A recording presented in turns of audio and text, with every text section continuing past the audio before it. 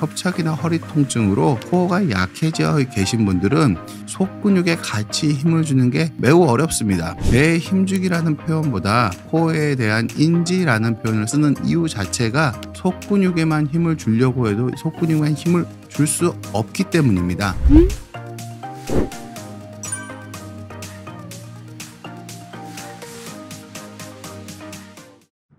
안녕하세요. 비욘디 가족 여러분, 정형외과 전문의 이대영입니다. 오늘은 여러분들께 허리를 재활에 대해서 말씀을 드리고자 합니다. 보통은 우리가 수술 방법이나 여러 가지 내용에 대해서 알려진 게 많지만 재활에 대해서, 특히 수술 후 재활에 대해서 우리가 많이 알고 있는 것들이 상대적으로 적은 편이라고 생각을 합니다. 그래서 재활 전체적으로 재활을 어떻게 이해해야 되는지를 여러분께 한번 제가 알려드리는 시간을 갖고자 합니다.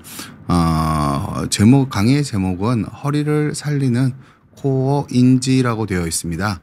근데 이 제목이 되게 중요한 제목이거든요. 이 제목에 큰 의미가 있습니다. 여러분께서 오늘 강의를 잘 들어보시면은 여러 가지 허리에 대한 여러 가지 재활들이 어떤 의미를 가지고 있고 전체적으로 어떤 걸 목적으로 하는지 전체적으로 좀 조망할 수 있는 통찰력을 가지게 되지 않을까, 그런 생각을 하고 있고요. 허리 불편하신 많은 분들이 관심 갖고 들어주셨으면 합니다. 재활에서 말씀드리기에 앞서서 먼저 말씀드리고 싶은 거는 여러분들은 협착이나 디스크가 허리가 아픈 원인이라고 생각을 하세요. 신경의 눌림이 원인이라고 생각하시는 거죠. 근데 이걸 큰 그림에서 보면은 허리가 아픈 원인은, 근본적인 원인은 생활 습관에 있는 겁니다. 무슨 뜻이냐면은 우리가 몸을 쓸 때 코어 힘이 비교적 강하게 되면은 우리가 어떤 힘을 쓰더라도 코어가 완충을 잘 해줘서 허리에 힘이 적게 떨어지게 되고, 그럼 허리의 퇴행성 변화가 적게 오게 되는 거거든요. 협착이나 디스크는 대부분 코어에 힘이 떨어진 상태에서 허리를 많이 쓰게 돼서 허리에 힘이 많이 전달되고, 그 전달된 힘들이 허리의 퇴행성 변화를 만들게 됩니다. 그런 퇴행성 변화들이 쌓여서 디스크가 내부에 변성이 있다가 어느 날 외력을 받고 튀어나오는 거라고 보셔야 되거든요. 협착도 코어의 힘이 약해져서 내가 똑같은 힘을 쓸 때 허리에 힘이 많이 전달되면서 허리에 미세한 흔들림이 생기면서 주로 황색인대가 두꺼워지고 디스크가 낮아지면서 협착이 생기는 거라고 보셔야 됩니다. 그래서 근본적으로 이 코어가 잘 역할을 해줘야지 허리가 덜 망가진다는 건 주지의 사실입니다.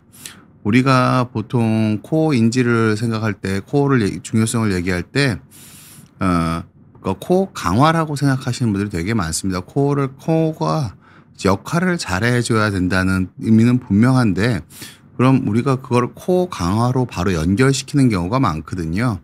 근데 일반적인 의미에서 아프신 분들한테 필요한 거는 코어 강화가 아닌 경우가 많습니다. 왜 그런 거냐면은요. 보통은 우리가 왜 코어 강화보단 코어 인지가 더 필요한 거냐면은요.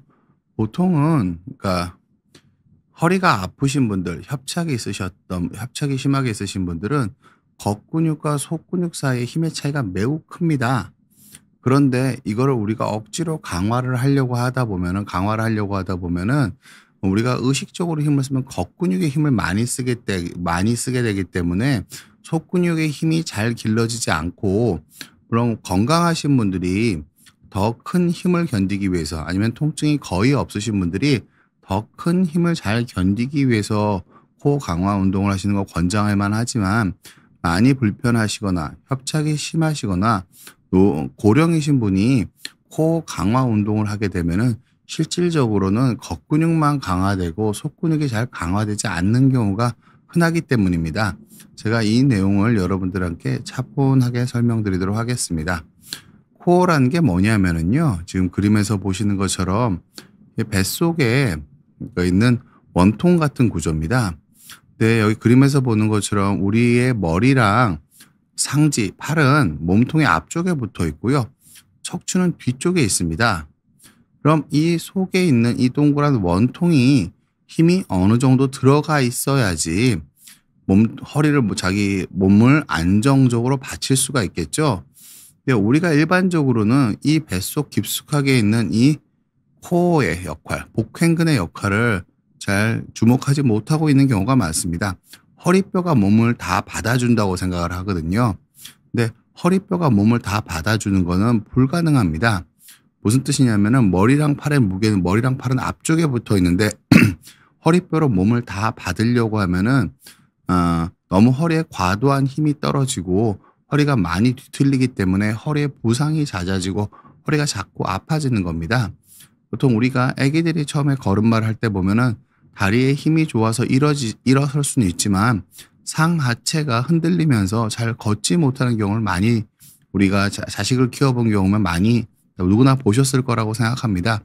그런 것들이 정도의 차이는 있지만 연세가 드시고 협착이 있고 그런 상황에서는 아기 때처럼 코어의 힘이 약해진 상태로 가게 되는 겁니다. 여기 보면은 협착이 생기는 이유에 대해서 다시 한번 말씀을 드리자면은 협착은 디스크랑 다른 병입니다. 그러니까 협착이 생기는 거는 이 디스크가 퇴행성 변화가 선행하게 되고요. 이 선행한 퇴행성 변화 때문에 척추뼈에 미세한 흔들림이 생기고 이 흔들림 때문에 디스크 높이, 인대가 두꺼워지고 디스크 높이가 낮아지면서 신경이 늘리게 되는 경우입니다. 그래서 디스크는 정상에서 이 불안정 흔들림으로 가는 과정에서 강한 힘이 떨어졌을 때 수핵 자체가 섬유륜 자체를 찢어버리고 바깥으로 튀어나오는 상태를 의미하는 거고요. 디스크란 병은. 그리고 이 불안정된, 그러니까 허리가 약해진 상태에서 몸이 자꾸 흔들리게 되면 협착이 됩니다. 근데 이런 흔들림이 생기는 이유는 흔들림 자체를 줄이려면은 이 복횡근 자체의 힘이 안정적으로 들어가 있게 되면은 몸이 흔들리는 게 줄어들겠죠. 척추뼈만 가지고 머리랑 팔의 무게를 버티려고 하면은 이 척추뼈는 몸통의 가운데에 있는 게 아니고 뒤쪽에 치우쳐 있기 때문에 허리가 추가적으로 과도한 힘을 받을 수밖에 없습니다. 그런데 이 속에 있는 복횡근이 어느 정도 근력을 유지할 수 있으면은 원통으로 머리랑 팔을 받치는 거기 때문에 이 척추뼈, 막대기 척추뼈에 떨어지는 힘이 줄어들게 되어 있습니다. 그래서 코어를 잘 유지해 주는 게 협착의 진행을 막는 데 매우 중요합니다. 제가 협착증에 대해서 조금 더 여러분들한테 이해를 좀 돕고 싶은데요. 협착증은 결코 많이 아픈 병이 아닙니다. 보통은 여기 보시는 것처럼 중요한 협착증은 척추관의 가운데가 눌리는 협착이고 척추관 협착, 중심성 협착이라고 부르고요. 여기 신경이 나가는 가지치는 부분에 눌리는 것이 보통 다리가 저리고 당기는 통증을 일으키게 됩니다. 근데 이 중심성 협착, 가운데가 눌리는 협착은 별로 통증을 일으키지 않습니다. 그럼 어떤 증상을 일으키게 되느냐? 이런 식으로 허리를 피면 신경관이 눌리기 때문에 허리를 이렇게 숙이게 되는 상태를 취하게 됩니다. 보통 이렇게 신경이 눌리는 상태도 체력이 괜찮을 때는 많이 휘는 게 아니라 보통은 그냥 엉덩이가 좀 묵직한 정도의 느낌밖에 느끼지를 못하게 됩니다. 그래서 이렇게 신경이 눌리기 때문에 이렇게 허리를 숙이는 자세를 취하게 됩니다. 즉 굽어진 등은 협착증에서 굽어진 등은 많은 경우, 그러니까 신경관의 관점에서 볼 때는 협착증의 원인이 아니라 허리가 굽어졌기 때문에 협착이 생긴 게 아니라 협착의 결과로 등이 굽어지게 되는 겁니다. 그래서 협착일 때 몸이 굽어졌을 때 몸통에 힘을 잘 길러서 몸통에 힘을 잘 기르는 식으로 대응하지 굽어진 결과 자체를 피기 위해서 억지로 상체를 이용해서 허리를 피게 되면은 몸통에 더 사악한 결과를 볼 가능성이 많다라고 이해하시는 게 매우 중요합니다. 협착에서 굽어진 등은 협착의 원인이 아니라 결과고요. 그 결과를 보정하기 위해서 그 결과를 협착을 안정적으로 관리하기 위해서는 몸통에 힘을 길러야 된다가 맞는 말입니다. 보통 이 코어 자체가 뱃속에 있는 원통으로서 허리를 방어하게 됩니다. 보통 그래서 이 코어를 잘 느끼는 게 중요한데요. 이게 여러분들이 코어라는 거를 실제로는 우리가 일반적으로는 의식적으로 힘을 줬을 때 코어, 속근육에만 힘을 주는 건 매우 어렵습니다. 제가 말씀드리는 코어는 1차 코어를 말씀드리는 건데요. 가장 기본이 된 이 원통을 이루는 코어가 가장 중요하거든요. 왜냐하면은 여기 그림에서 보시는 것처럼 이 속근육만 수평으로 주행을 하게 되고요. 2차 코어들, 거죽에 있는 코어들은 아래 위로 닿고 사선으로 닿게 됩니다. 이 근육은 힘을 줬을 때, 이 근육은 당겨졌을 때, 상체와 하체를 받치면서 상체와 하체의 균형을 잡아주는 역할을 할 수 있는데요. 특히 눈에 보이시는 것처럼 거죽에 있는 우리가 흔히 아는 왕자를 만드는 이 근육 같은 경우에는 이게 힘을 주면 당겨지겠죠. 이게 당겨지게 되면은 허리가 오히려 굽어지게 되고요. 척추 자체에는 힘이 더 커지게 됩니다. 그래서 이 거죽 근육이 필요한 게 아니라 그리고 이 옆에 있는 사선으로 일어나는 근육도 마찬가지입니다. 힘을 주게 되면은 허리가 숙여지면서 척추뼈의 압력을 같이 높이게 됩니다. 우리가 허리 안정성에 결정적으로 영향이 있는 부분은 이 속근육이 허리 안정성에 영향이 있는 거고, 이 허리 안정성을 잘 만들고 허리가 협착이 안 생기고 자세가 좋아지고 협착이 진행을 안 하고 보행을 안정적으로 하려면은 이 속근육이 주로 더 강해져야 된다는 의미를 가지고 있는 겁니다. 보시는 것처럼 여기 협착이 있게 되면은 이런 식으로 신경이 굽어지기 때문에, 허리가 굽어지기 때문에 이 코어 근육이 자연스럽게 접히게 됩니다. 이게 접혔을 때, 코어 근육에 접혔을 때 이 거죽 근육들은 힘을 그대로 쓸 수 있지만 이 속근육이, 이 복횡근 자체는 이렇게 접혀 있는 상태에서는 수축을 시키고 싶어도 수축을 시킬 수가 없습니다.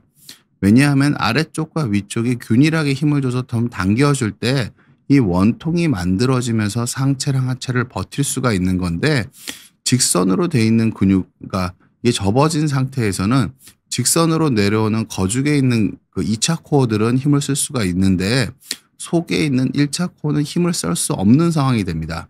그래서 협착이 있게 되면은 이런 속근육이 가속화해서 떨어지게 되고 몸의 균형을 잡는 능력이 많이 떨어지게 됩니다.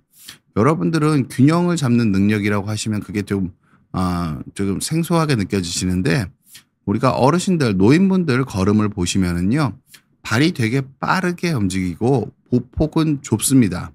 근데 실질적인 보행 속도는 별로 빠르지는 않거든요. 이게 왜 그런 거냐면은 한 다리로 디뎌서 내 몸통의 균형을 잡고 버틸 능력이 떨어지시기 때문에 발이 자꾸 빨라지는 겁니다. 그리고 허리도 구부정하시기 때문에 보폭도 줄어드는 거고요. 보폭이 줄어들면서 발이 빠르게 움직이시는 거는 많은 경우에 협착의 결과이고, 협착 때문에 코어가 약해진 결과이기도 하고요. 그런 약해진 코어가 몸의 흔들림을 더 가속화시키기 때문에 협착을 더 악화시키는 원인이라고 볼 수 있습니다. 근데 우리가 여기서 깨달아야 될 가장 중요한 점은 뭐냐면요, 우리는 속근육에만 힘을 줄 수가 없습니다. 여기 그림에서 보시는 것처럼 이 거죽 근육들은 되게 강해서 우리가 쉽게 힘을 줄 수가 있습니다. 근데 이 속근육들은 속에 있는 근육이기 때문에 거죽 근육에 상대적으로 힘을 적게 주면서 이 속근육에 힘을 줄 수 있는 게 매우 어렵습니다. 필라테스를 오래 하시고 요가를 오래 하시고 골프를 많이 치시고, 그러니까 전문적인 운동선수나 운동에서 잘 트레이닝 되어 계신 분들은 이 비교적 겉근육에 비해서 속근육에만 힘을 잘 줄 수 있는 능력을 가지고 계십니다.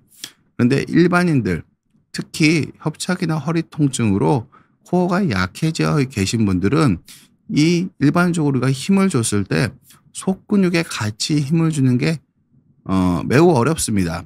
보통 우리가 배에 힘주기라는 표현보다 제가 코어에 대한 인지라는 표현을 쓰는 이유 자체가 이 속근육에만 힘을 주는 거는 우리가 일반인들이, 특히 허리가 불편하신 분들이 속근육에만 힘을 주려고 해도 속근육에만 힘을 줄 수 없기 때문입니다. 이걸 이해하시는 게 여러분이 재활할 때 매우 중요하다고 생각을 합니다. 제가 담다님이 제가 질문을 좀 답을 담다님이 질문 주셨습니다. 가벼운 스트레칭 정도로 코 강화가 가능할까요? 직장인이라 앉아있는 업무 시간이 많아서요. 가벼운 스트레칭 정도로 코 강화가 당연히 가능합니다. 무슨 뜻이냐면은 여러분들이 일반적으로 몸에 좋다는 운동을 제가 말씀을 드리면은요, 공통점이 있을 거예요. 필라테스, 국선도, 필라테스, 요가, 그리고 태극권. 이런 운동들은 필라테스, 요가, 태극권들은 서양이나 국내에서 글로벌하게 몸의 안정성을 높이고 허리 관리에 도움이 되는 운동들로 알려져 있거든요. 그럼 이런 운동들의 특징은 뭐냐? 일단 다 호흡을 천천히 합니다. 호흡을 천천히 해서 호흡을 천천히 하는 것 자체가 부교감 신경을 활성화해서 마음을 편하게 만들어서 인지 능력을 올리고요. 모든 동작을 되게 천천히 합니다. 요가, 필라테스, 태극권 이런 운동을 보면은 모든 동작을 되게 슬로우 비디오로 합니다.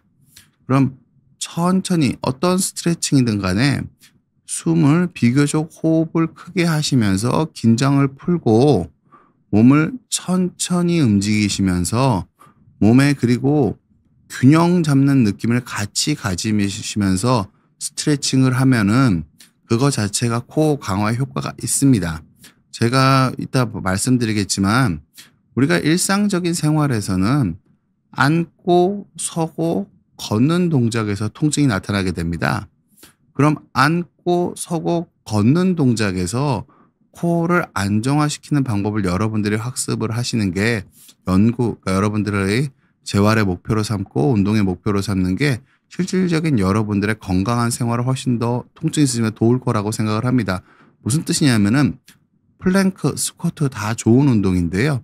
굳이 우리가 일상 영역에서 플랭크랑 스쿼트 같은 영역 운동을 통해서 그거보다 훨씬 더 낮은 강도의 앉고 서고 걷는 것에서 통증을 없애려면 많은 노력이 들고 많은 코어가 많이 떨어진 어르신들이 그런 동작을 하다가 오히려 부상을 입는 경우가 많습니다. 물론 성공적으로 부상을 입지 않고 거죽 근육과 속 근육을 같이 운동해서 소기의 성과를 얻으시는 분이 없지 않으실 텐데 연세가 높으시고 몸에 힘이 떨어지신 분일수록 이런 성공 확률이 극히 낮아질 수밖에 없습니다. 기본적으로는.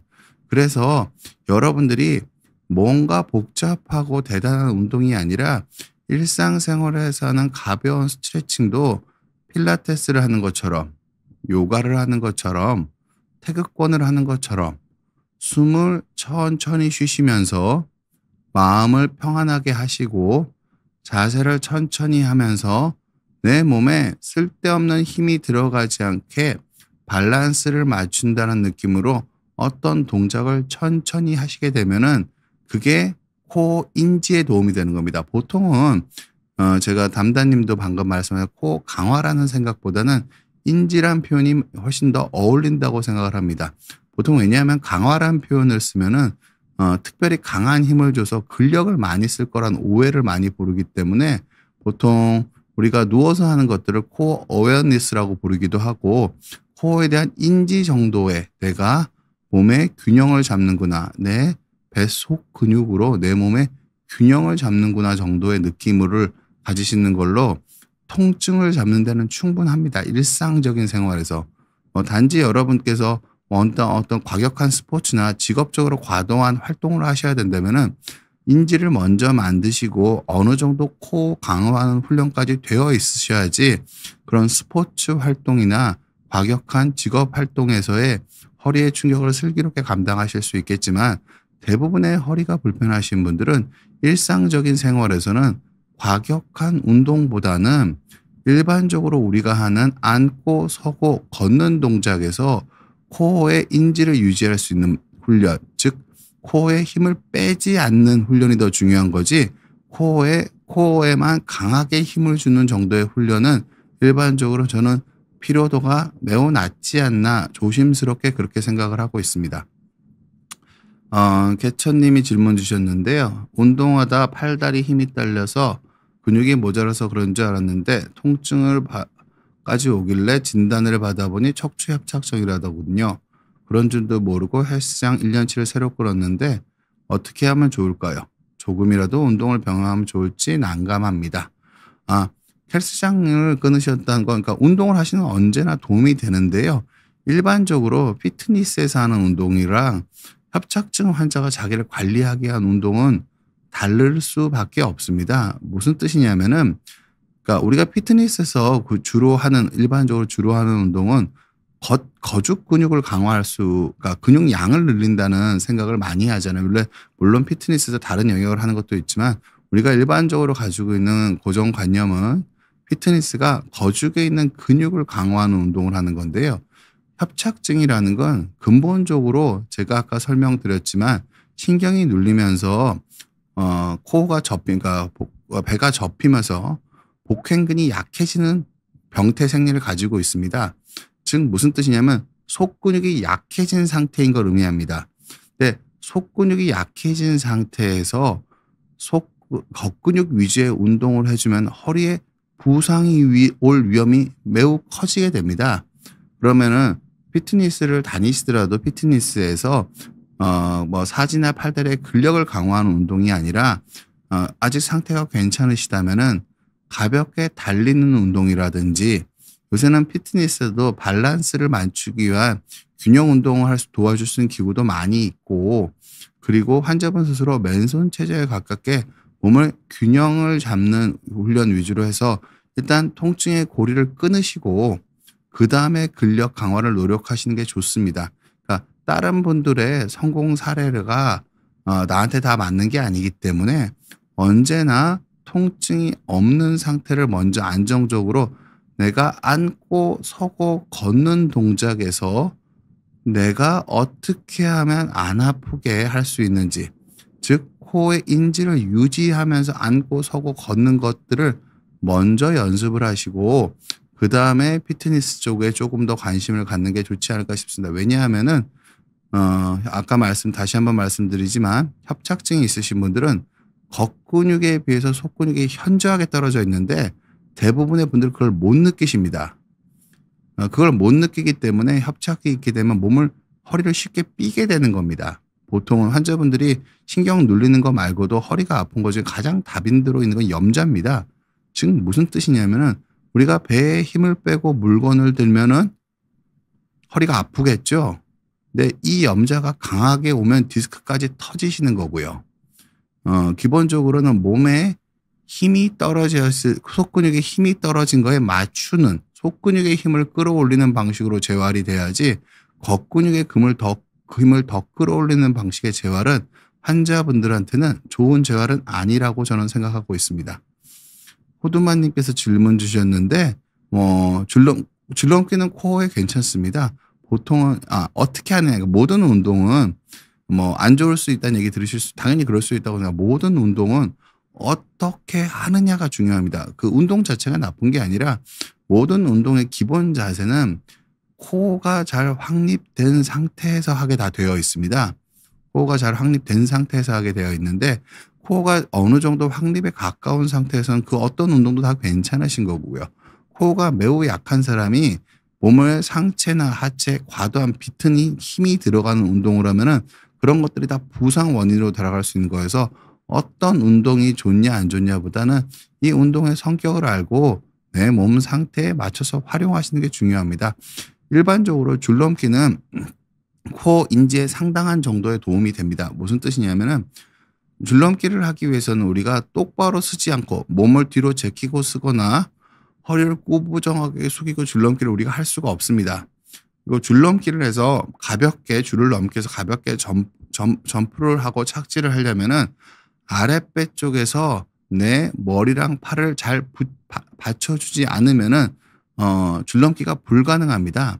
우리가 누구나 줄넘기 할 때는 아주 얕게 뛰더라도 아랫배 쪽에서 내 머리와 팔의 무게를 감당한다는 느낌을 느끼시게 될 겁니다.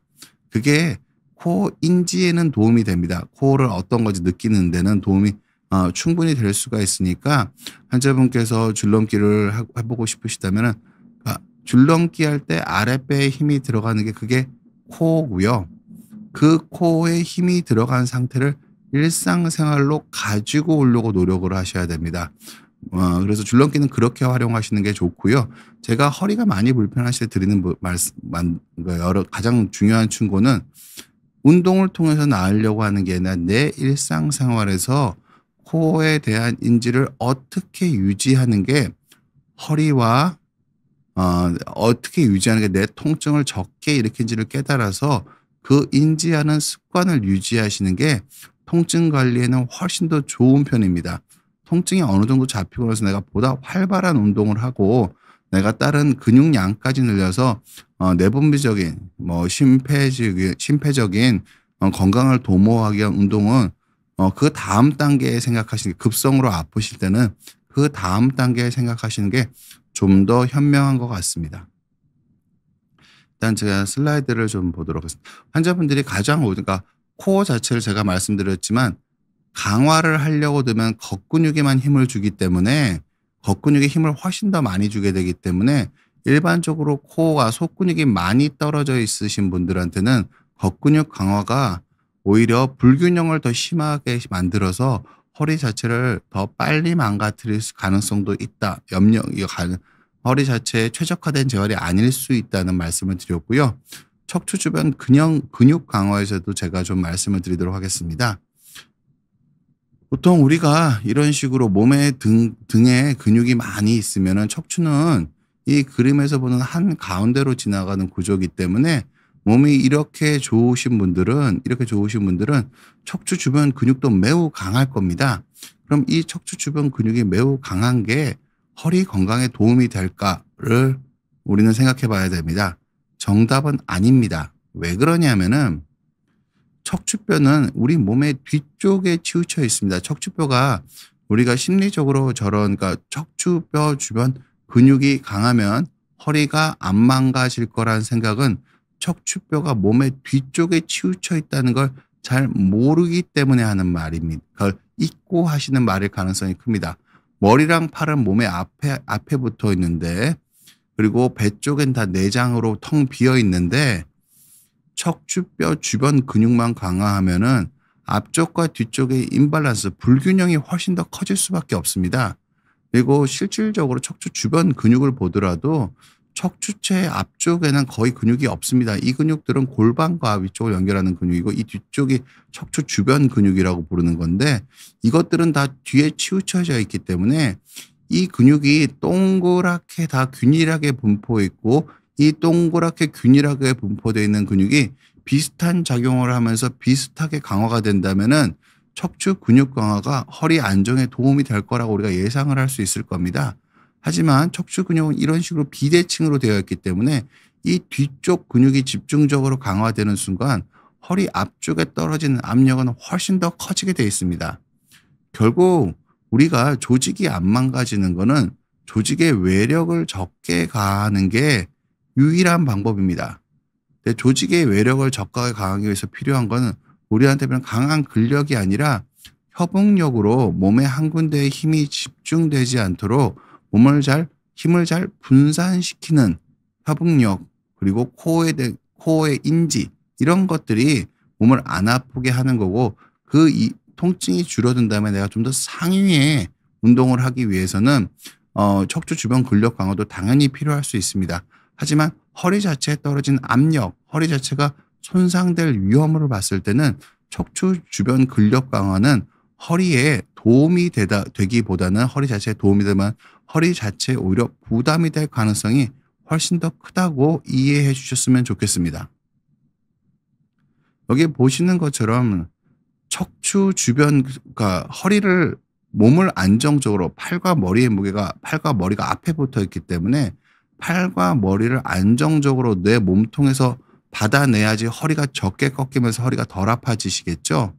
그럼 이 팔과 머리를 안정적으로 받아내시려면은 이 원통의 근육과 힘이 잘 들어가 있어야 됩니다.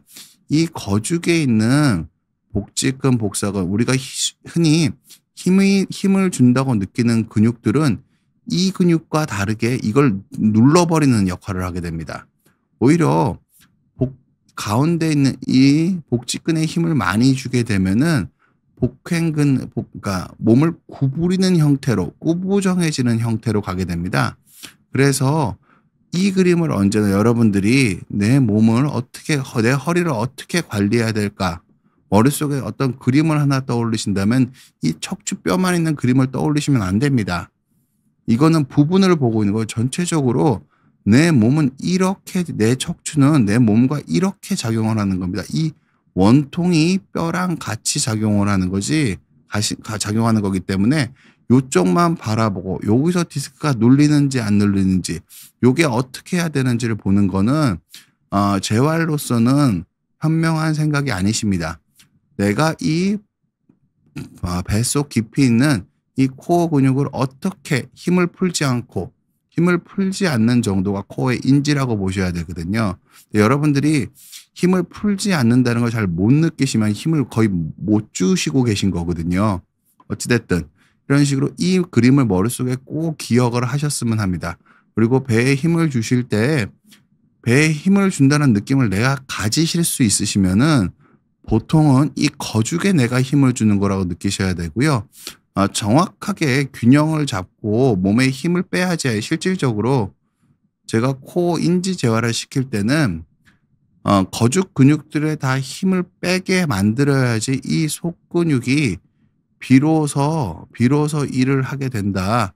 그렇게 보시면 좋을 것 같습니다. 여러분 시청하고 계신 분들 궁금한 점 있으면 언제나 질문 주시면 제가 성의껏 답변하도록 하겠습니다. 그래서 이 그림을 잘 기억하셨으면 좋겠고요. 결국은 척추 주변의 근력 강화는 척추뼈에 대한 압력 증가와 근육의 불균형을 일으켜서 허리 자체에 통증을 일으킬 가능성도 있습니다. 따라서 척추 자체를 강화하는 운동보다는 균형을 잘 잡고 코어에 힘을 빼지 않고 코어를 잘 인지할 수 있는 훈련이 통증이 있으신 분들한테는 훨씬 더 필요하고 중요한 부분이라고 말씀드리고 싶습니다. 이 코어가 결국은 아까 그림에서 보였듯이 속근육이고요. 이 원통에 힘이 들어가게 되면 자연스레 몸이 펴지게 됩니다. 왜냐하면은 갈비뼈와 골반을 척추뼈를 기준으로 당겨주면서 아래 위로 연결을 해주기 때문에 이 코어에 대한 인지가 유지가 되는 순간은 자세가 저절로 좋아지게 되고요.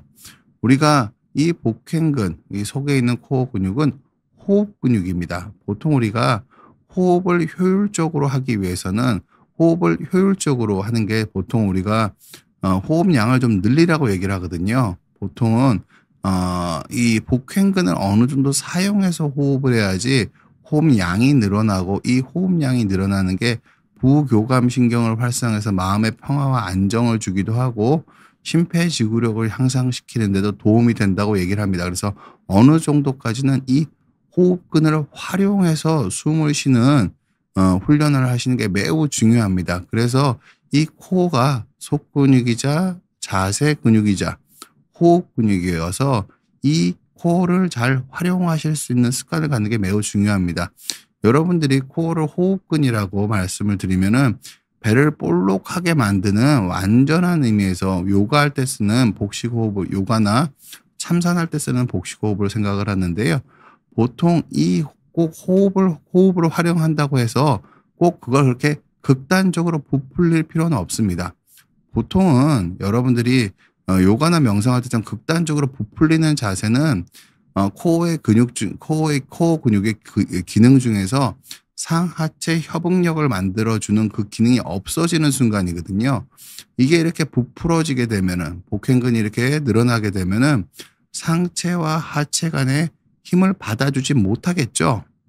그러면은 그래서 요가나 참선의 그런 복식호흡, 횡격마흡 호흡들은 앉은 자세에서 시키거나 누운 자세에서 필라테스는 주로 누운 자세에서 훈련을 시키고 보통 요가에서는 완전한 의미의 가부좌 자세나 그런 식으로 허리뼈의 중심을 다 실은 상태에서 연습을 시키는 이유가 거기에 있는 겁니다. 무슨 뜻이냐면은 배가 불룩해지게 되면은 상하체를 받쳐주는 코 근육 자체의 역할이 현저하게 떨어집니다. 그래서 배에 힘을 빼고 간혹시 환자분들이 복식 호흡하시는 분들 중에서 배에 힘을 빼고 배를 불룩하게 만드시면서 복식 호흡이 좋다고 하니까 배를 불룩하게 만드시면서 걸으시는 분들이 있으시거든요.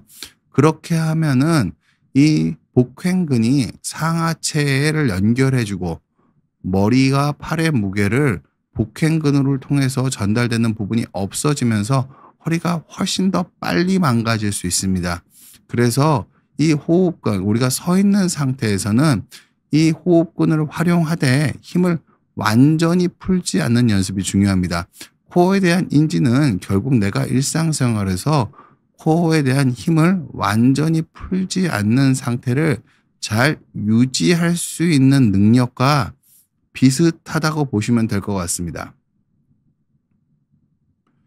즉, 허리가 통증이 있으신 분들한테는 코어 강화가 아니라 코 인지가 훨씬 더 중요한 겁니다. 무슨 뜻이냐면은 허리 통증이 있으신 분들은 대부분 코어가 많이 약해져 있으시기 때문에 속근육이 상대적으로 약해져 있는 상황이어서 속근육에 힘을 주는 걸 느끼기가 매우 어렵습니다. 그리고 이 속근육에 힘을 강하게 줄 수 있는 순간이 중요한 게 아니라 속근육에 힘이 빠지지 않는 상태를 지속적으로 유지할 수 있는 능력이 중요한 겁니다. 그래서 여러분들한테 꼭 말씀드리고 싶은 거는 그러니까 운동을 잘하기 위해서는 코어 강화가 필요할 수 있을 것 같습니다. 근데 허리가 안 아프기 위해서 필요하신 거는 코어에 대한 인지가 정확한 표현이라고 말씀드리고 싶습니다. 이런 식으로 정리하시는 것들이 여러분들이 재활하고 신체를 관리하실 때 스스로 무리할 가능성을 좀 줄이지 않을까, 무리해서 부상을 당할 가능성을 좀 줄이지 않을까 생각을 합니다. 그래서 속근육을 힘을 기르는 게 매우 중요하고요. 속근육이 이 힘을 기르게 되면은 이 복횡근과 이 뒤쪽에 있는 다혈근이라고 이 뒤쪽에 있는 척추 뒤쪽에 있는 이 소근육들은 협응력 관계에 있기 때문에 이게 어느 정도 긴장을 해 있으면은 이 척추뼈 뒤쪽에 있는 그 근육들이 저절로 긴장을 해서 몸이 쫙 펴지게 됩니다. 그러니까 어깨를 가지고 몸을 피는 게 아니라 속근육을 잘 인지해서 코어에 대해 어느 정도 힘을 주는 걸 유지하시게 되면은 등까지 저절로 펴지게 됩니다. 그래서 저절로 코어만 잘 인지를 유지해서 저절로 바른 자세가 나와야지 남이 하는 바른 자세를 어깨나 팔을 써서 머리에 힘을 써서 억지로 만든 자세는 겉보기엔 비슷할 수 있지만 그 자세 자체의 지속 가능성이 훨씬 더 떨어지게 됩니다. 그러니까 최소한의 힘으로 호흡을 할 때는 우리가 호흡을 할 때 호흡근을 약간씩 쓰는 거를 충분히 훈련을 해주면 우리가 숨을 쉬진 않을 수는 없잖아요. 숨 쉬는 것만으로도 어느 정도 코어가 작동을 하면서 내 머리와 팔의 무게를 저절로 받쳐주게 되고 등뼈 등에 척추에 있는 다혈근도 저절로 펴질 수 있는 상태가 되는 겁니다. 그래서 저절로 바른 자세가 나올 수 있도록 여러분들이 코어에 대한 인지를 기르시는 게 매우 중요하다고 말씀드리고 싶습니다. 제가 인지 훈련하는 것에 제가 잠깐 저희 병원 교육 자료를 한번 여러분 잠깐 소개를 시켜드리도록 하겠습니다. 여기 지금 보는 걸 보면은 걷는 자세에 대한 설명이 있는데요. 이 자세의 핵심은 보통은 그러니까 몸을 어떻게 하면 똑바로 그러니까 몸의 전반적인 힘이 빠지셔야 됩니다. 여러분들이 이런 영상들을 볼 때 제일 오해하시는 게 이걸 힘을 줘서 겉모습이 보여지는 사람이랑 비슷하게 만들려고 하면은 보통 완전히 다른 자세가 되는 경우가 많습니다. 보통은 타이거 우즈가 스윙하는 자세를 보고 타이거 우즈의 어드레스 자세를 억지로 만들어 버리면은 그 순간적인 그 자세는 비슷할 수 있지만 그 자세를 만들기 위해서 힘을 준 방식들이 다르기 때문에 어드레스 자세를 타이거 우즈처럼 만들었다고 해서 우리가 몸을 썼을 때 그 훌륭한 골프 선수처럼 몸이 돌아가지진 않거든요. 즉 무슨 뜻이냐면은 제가 코어 인지 바르게 해서 이 영상에서 제일 중요한 거는 허벅지 앞쪽에 힘이 들어가는 걸 제외하고는 나머지는 다 힘이 빠져야 됩니다. 힘이 빠져야지 코어가 작용해서 내 상하체를 연결하는 역할을 하게 됩니다. 지금도 그 시험 보이시는 분이 숙인 상태에서 허벅지에 힘이 들어간 걸 느끼고 그 상태에서 다른 힘을 하나도 쓰지 않고 고관절만 펴서 몸을 피게 만들어서 허벅지와 아랫배에 힘이 들어간 상태를 유지하는 연습을 시키는 거고요. 바르게 앉기도 여러분들이 의자에 앉을 때도 마찬가지입니다. 아랫배에 힘이 잘 들어가 있는, 그러니까 코어에 대한 인지가 유지가 된 상태에서 의자에 앉게 되면은 내 머리와 팔의 무게가 척추뼈로 가는 게 아니라 내 배를 통해서 전달이 되는 걸 여러분들이 쉽게 느끼실 수 있습니다. 그거를 느끼시고 앉게 되면은 허리에 떨어지는 힘이 줄어들기 때문에 허리 통증이, 내가 30분 앉아 있어서 아팠다면은 그 자세를 잘 취하는 것만으로도 보통 4-50분, 1시간 정도 앉아도 통증이 안 생기게 됩니다. 지금 여기 시연해 주시는 보이는 자세에서 보이는 핵심은 이 자세를 정확히 순서대로 따라서 하시면서 앉으면은 누구나 허벅지에 힘이 들어간 상태를 유지하면서 앉으실 수 있습니다. 그럼 이 허벅지에 힘이 들어가 있다는 것 자체가 코어에 대한 인지가 유지가 되고 있다는 걸 의미하고, 이런 식으로 앉아 계시게 되면은 지금 시연해 주시는 처럼 어깨에 힘이 완전히 빠져 있기 때문에 몸을 숙이고 컴퓨터 작업을 하던 장시간 앉아 계시더라도 허리의 부담이 현격하게 줄어들 수 있는 겁니다. 그래서 앉은 상태에서 이분의 자세를 흉내하는 게 아니라 서서 앉을 때 하나하나 따라 하시다 보면 누구나 내 허벅지에 힘이 들어가 있는 걸 느끼시면서 앉으실 수 있으실 겁니다. 제일 중요한 거는 어깨 쪽에 힘을 완전히 빼고 이 자세를 만드셔야지 이게 유지 가능한, 지속 가능한 자세입니다. 어깨 쪽에 힘을 꽉 줘서 이 자세를 만들게 되면은 그 힘준 상태를 5분도 유지하기가 힘들고, 우리가 팔을 써서 어떤 작업을 하는 순간 그 밸런스가 깨져버리기 때문에 허리는 다시 구부정해질 수밖에 없습니다. 어깨 쪽에 힘을 빼고 앉으시는 게 매우 중요하시고요. 걷는 것도 한번 보여드리도록 하겠습니다. 여러분들이 걷는 거가 그냥, 환자분들이 제가 말씀드렸지만 이렇게 천천히 걷는 능력이 매우 중요합니다. 어르신들은 성격이 급해서 걸음이 빨라지시는 게 아니라 몸의 균형을 못 잡기 때문에 천천히 못 걸으시는 거거든요. 여기 보시는 것처럼, 치료자님께서 보여주시는 것처럼 무게 중심은 오른발에만 남아 있으면서 왼발을 앞으로 내미는 것, 이것 자체가 대부분의 분들이 안 되세요. 몸이 딸려 나가거든요. 그래서 몸이 딸려 나가지 않게 디든 발로 버티면서 반대쪽 다리가 지금 치료사 선생님께서 보여주시는 것처럼 이렇게 천천히 나갈 수 있다면, 천천히 나가면서 몸이 저절로 안 흔들리게 된다면 이거 자체가 여러분들이 코어 인지를 기르는 훈련이 될 수 있습니다. 이건 절대로 평소에 이렇게 걸으라는 뜻이 아니라 이렇게 걷는 동작을 아침, 점심, 저녁에 10분, 20분 정도 하시면서 내 코어에 대한 인지를 한 번씩 높여주고 나시면은 나머지 일상생활에서도 이 코어 자체를 자꾸 인지하다 보면 코어에 힘을 쓰는 능력이 늘어납니다. 그리고 실질적으로 여러분께서 이 동작을 따라해 보시면은 몸이 부들부들 떨리는 걸 느끼실 거거든요. 그 몸이 부들부들 떨리는 순간이 코어에 힘이 들어가는 순간이고, 그 몸이 부들부들 떨리는 것을 지속적으로 반복을 하다 보면은 코어의 인지가 향상이 되고 코어 자체가 더 상시적으로 유지할 수 있는 힘을 갖게 되는 겁니다.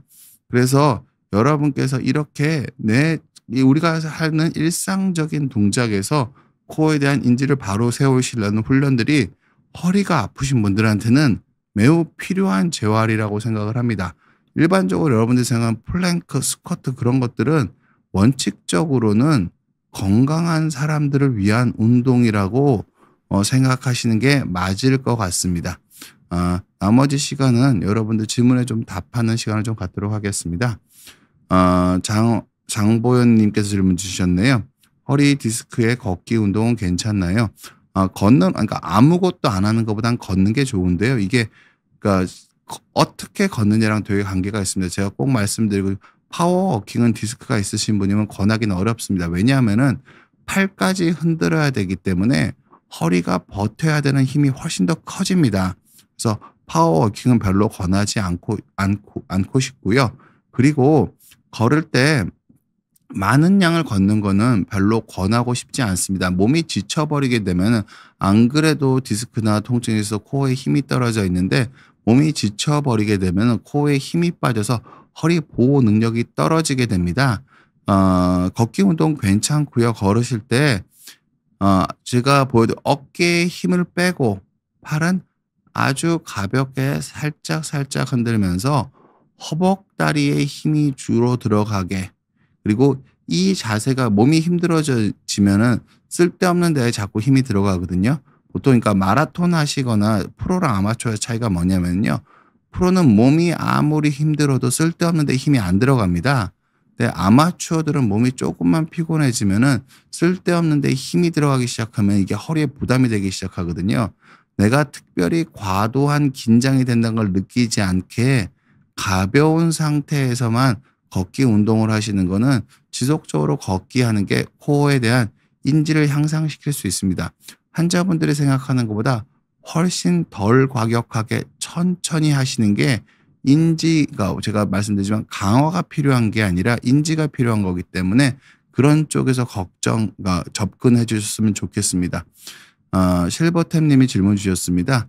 허리 디스크가 터져서 현미경 수술 받으신 지 1년 반쯤 지났습니다. 다시 시내버스 운전을 해도 될까요? 장시간이고 진동이 많고 허리가 안 좋아 걱정입니다. 아니면 다른 일 찾는 게 나을까요? 환자분 같은 경우에는 제가 환자분들 많이 치료해보면 코어의 인지가 한번 떨어지신 분들이 의식적으로 노력하지 않으면 인지가 회복이 안 됩니다. 그러니까 디스크나 협착이 연세 드신 분들 중에서 있다면은 아까 제가 말씀드린 이유처럼 허리가 굽어지면서 코어의 힘이 형편없이 떨어져 있습니다. 이렇게 코어의 힘이 형편없이 떨어진 상태에서 의자에 앉게 되면은 코어가 못 받쳐주기 때문에 허리뼈가 원래보다 훨씬 더 과도한 힘을 받게 되면서 추가적으로 아파지는 경우가 많습니다. 제가 오늘 보여드린 이 세 가지 재활을 통해서 인지를 잘 향상시켜서 내가 내 아랫배로 내 머리랑 팔을 받치기 위한 운동을 꾸준히 실천을 하시면 충분히 버스 운전 자체는 충분히 할 수 있을 거라고 생각합니다. 운전을 장시간 하더라도 아까 제가 앉는 자세에서 말씀드렸지만 허벅지에 힘이 들어가 있는 상태를 어떤 분은 10분 유지할 수도 있고 어떤 분은 5분도 유지를 못할 수도 있고 어떤 분은 1시간 이상 허벅지에 힘이 들어간 자세를 지키면서 앉으실 수 있습니다. 이게 호흡근에 가까운 거기 때문에 습관을 들이면 장시간 가능하거든요. 근데 어깨를 뒤로 제끼는 것처럼 완전히 껍데기 근육을 쓰는 자세는 지속적인 유지가 불가능합니다. 그렇기 때문에 꾸준히 제가 말씀드린 대로 코어 인지에 좀 노력을 좀 해보시면은 분명히 저는 운전 정도는 하실 수 있을 거라고 저는 생각하고 있습니다. 몬순이 님께서 질문 주셨습니다. 척추 수술 후 다리 저림, 손에 힘 빠짐, 그리고 수술 주변 부위 통증 결림이 있는데 진통제나 파스도 흡수 없고 날씨가 안 좋으면 수술한 곳 뼈가 너무 아프네요. 보통은 환자분들한테 언제나 제가 자주 말씀드리는 일이지만 그러니까 재활이 잘 되는지를 생각해 보실 필요가, 그러니까 내 코어의 인지가 좋고 활동량이 충분히 나온지를 생각해 보실 필요가 있습니다.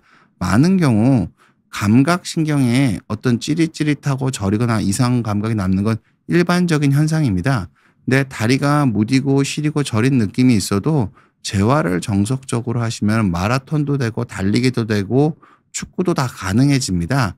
그래서 환자분이 이런 증상이 있더라도 몸에 코어 인지를 높여서 활동량이 계속 올라오고 계신지를 확인해 볼 필요가 있습니다. 오히려 이런 통증을 치료하는 것보다 몸의 인지를 끌어올려서 내 활동량이 늘어나지게 되면은 이런 통증을 훨씬 더 적게 느끼시는 경우가 많기 때문에 코를 잘 제가 말씀드린 오늘 내용을 참고로 해서 내 몸을 잘 느껴서 내 배가 내 몸을 잘 받쳐줄 수 있도록 하는 형태로 재활을 해 보시는 게 환자분한테 전 꼭 필요하지 않을까 생각을 합니다. 마지막으로 해피에버 FT님 질문 답변 드리도록 하겠습니다. 한 3-4년 정도 아침 저녁으로 꾸준히 러닝도 하고 사이클도 하다가 직장이 바뀌고 거주 환경이 바뀌면서 거의 3년 동안 제대로 운동을 못 했습니다. 이전에는 코 힘도 잘 들어 몸도 가벼웠는데 이제는 안 되네요.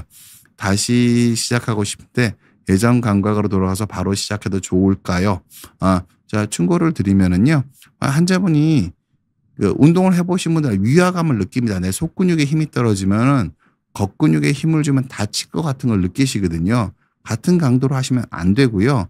보통은 사이클 러닝 하셨으면 러닝도 원래 환자분이 하신 속도에 한 3분의 1 정도 속도로 천천히 뛰시면서 폼을 먼저 만들어서 몸에 안정감을 만드시고 러닝량을 늘리셨으면 좋겠고요.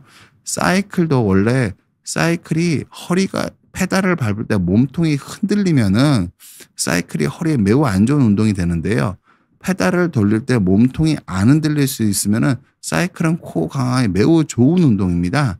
제가 그래서 환자분한테 말씀드리고 싶은 거는 원래 달리던 속도의 한 3분의 1, 최소 2분의 1 이하, 3분의 1 정도로 천천히 달리기 연습을 한 달 정도 해 보시고 그다음에 사이클을 하실 때도 원래 내가 사이클을 페달을 밟았을 때 먼저 러닝을 먼저 천천히 하는 러닝을 먼저 추천드리고요.